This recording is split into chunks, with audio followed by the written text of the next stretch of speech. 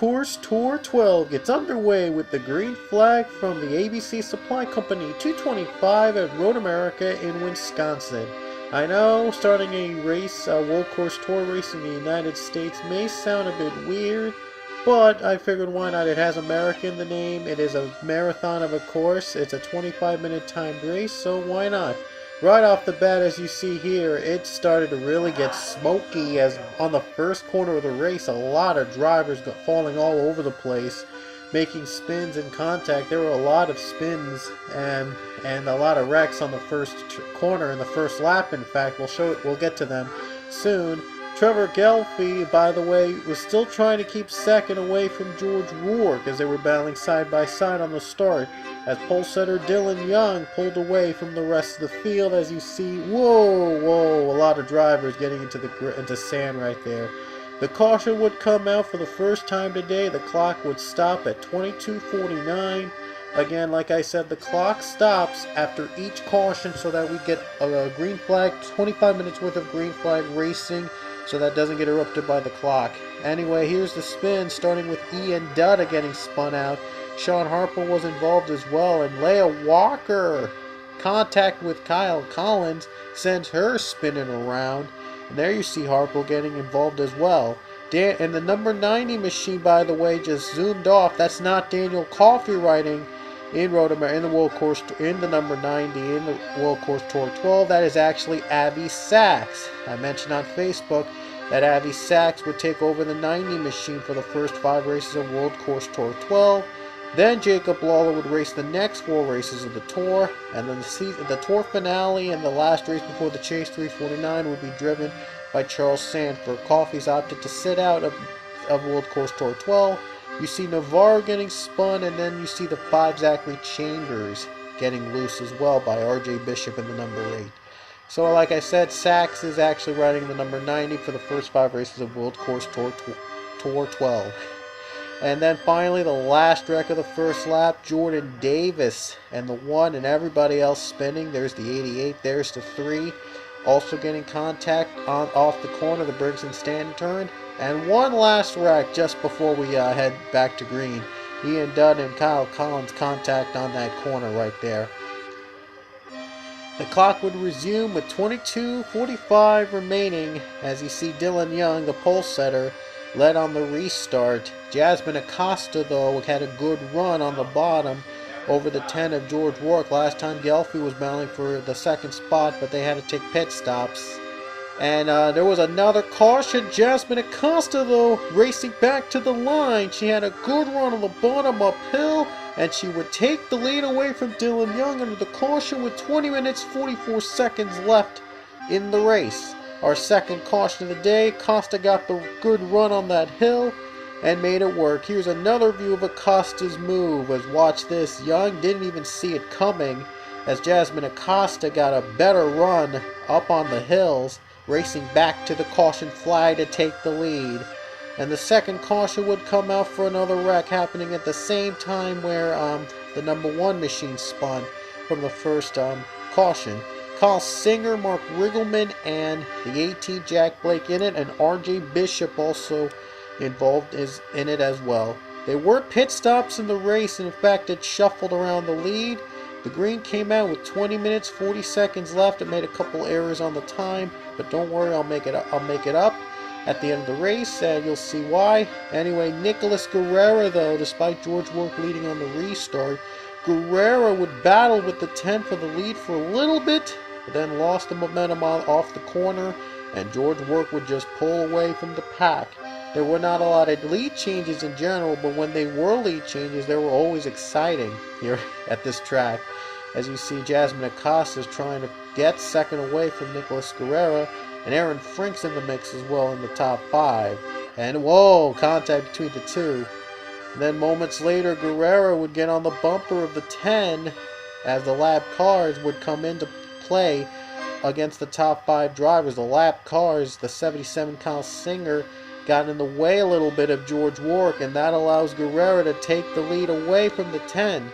The leaders had a pitter the next time, and the 55 Nicholas Guerrera went on to take the lead thanks to the lap cars.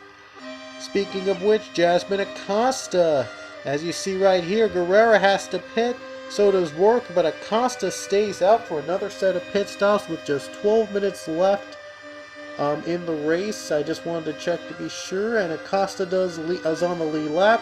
She does lead with 12 minutes left to go in the race.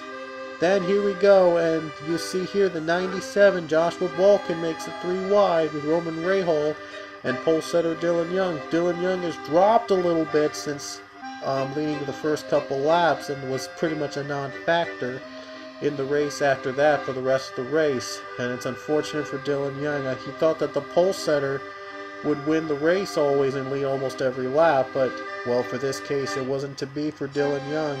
Balkin, though, went on to zoom by and avoided the wreck somehow. Somehow they avoided it. Then another set of pit stops came about with just 10 minutes left. And you see they're pitted with just under 10 minutes to go, almost coming to 7 minutes to go. Alex Hawkins took the lead away in the 19 from the 22 Jasmine Acosta on this corner. Well, Hawkins, well, surprise, surprise, he's in the top 5. But the drivers later would cycle out on pit stops, and Guerrero would later retake the lead. Here's a tour around Road America for those of you not familiar with the track, and it starts going downhill from the uphill start-finish line, and we go to the first corner, and then we go through turn 2. For some reason, it's called turn 1s and 2, even though it doesn't really look like a turn. Then it's the long straightaway with Briggs and Stand on there. Then we head over down to turn 3. And then coming down over to turn 4, which again, I don't know why is it called a turn, even though it's not really a turn. And then we go over the Sargento truck, and then downhill over to Moran Sweep, and then we go over to turn 5 as we see a nice view of the trees. But these trees hopefully are not a distraction to many of our drivers. That's through turn 5, and then we go over to turn 6 uphill in Toyota, and we see the Toyota sign. We go uphill. Turn 6, and then we go to a couple corners in turn 7, down to Hurry Downs between turn 7 and turns 8. It's Hurry Downs, and then it's going into turn 8 into 9. We go through the carousel. There you see the Snap-on ad, and the Snap-on ad indicates that we are in the carousel turn. It's a long right turn, and if you're not really careful, you could get easily loose. Then it's going down the bend and over the kink as we head through turn 11. And then we go down Kettle Bottoms, which I don't know why it's called Kettle Bottoms, even though we really don't go downhill a lot. We actually go uphill, but we'll get to that later. Then after Kettle Bottoms, we hit Canada Corner in turn 12, and we go through Thunder Valley on our way to turn 13, down the Bill Mitchell Bend. Down Road and Track, that's where Bill Mitchell Bend is.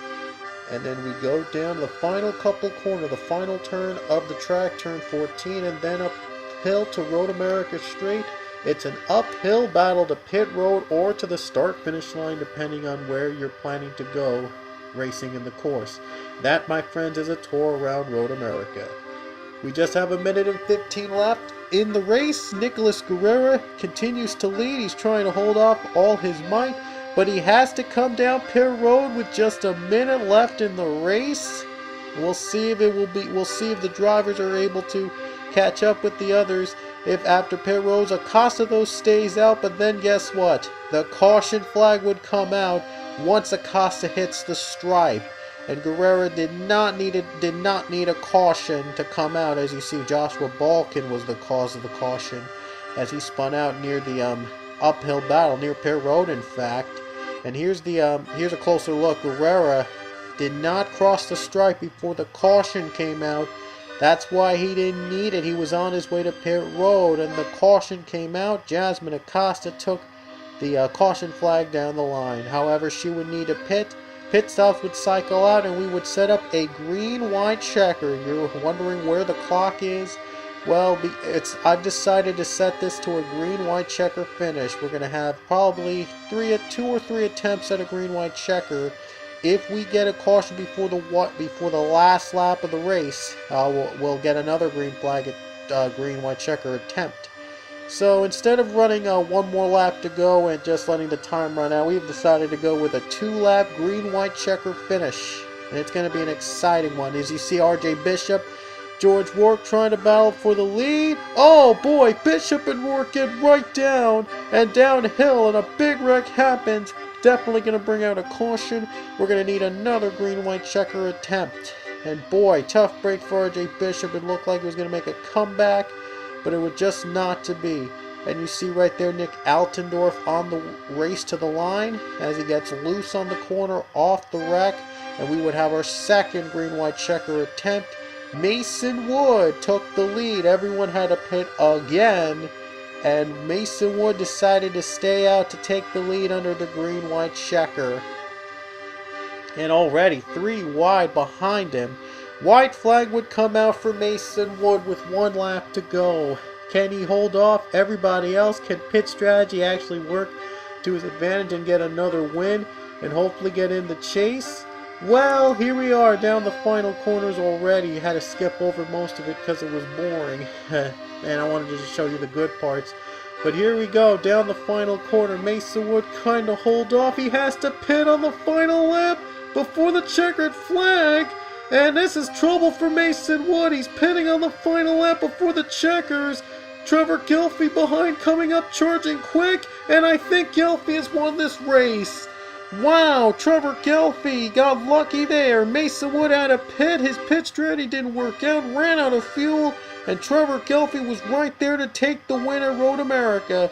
And here's another look. Mason Wood didn't make it to the start-finish line on pit road, and Gelfie made it through the line cleanly. There you see Wood had to come up pit road. He ran out of fuel, and Trevor Gelfie took the win.